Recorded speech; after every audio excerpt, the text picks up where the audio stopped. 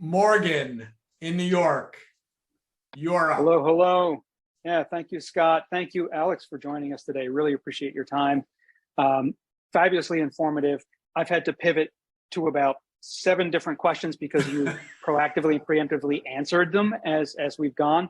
2 quick observations and I'll ask the question. 1, I love how you are proactively building rapport with everyone here by referencing them by name, even though you haven't spoken to them yet. Fabulous.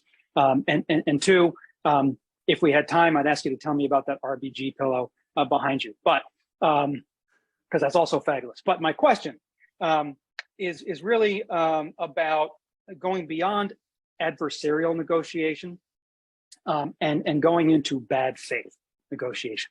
How have you recognized, A, when someone sitting across the table is really negotiating in bad faith, and then B, how have you found ways and techniques to, whether it's calling them out or moving around them to get them either to get onto the right side of the conversation and negotiate in good faith, or to move past or through them? So good, Morgan. Okay.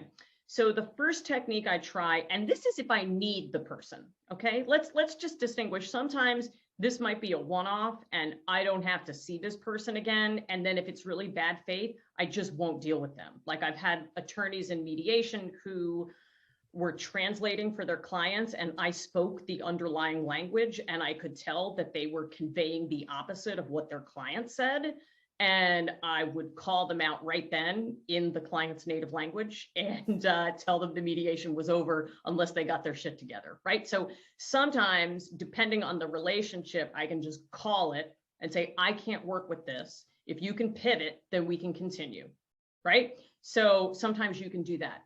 If I need the person and it's in like a corporate type environment, I first try something I call stroking, okay? We have a saying in my program, when you want to strangle, stroke, or stroke, don't choke. If somebody is really being a pain, right? They're being obstreperous, they're being, it's almost like bad faith. I try, paradoxically, finding something truthful that I can thank or compliment them for, okay? So if I'm trying to work with people and they've been sitting in front of me for 4 hours screaming, I can't say, thank you for your civility, but I can say, I got to give you credit. This has been a tough conversation and your butts are still in the seats 4 hours later. That shows commitment to me. And it shows that we still have something we can get done here. Or if I'm dealing with a tough boss and he finally does something great, I call it out immediately. I had one boss who spoke over women all the time. One time, he really complimented and amplified a woman in a meeting. And when I tell you, I pulled out my phone right there and I wrote him a note saying, Dear Philip, I saw what you just did in that meeting. And I want you to know that every woman in the room, including me, was thanking you for that.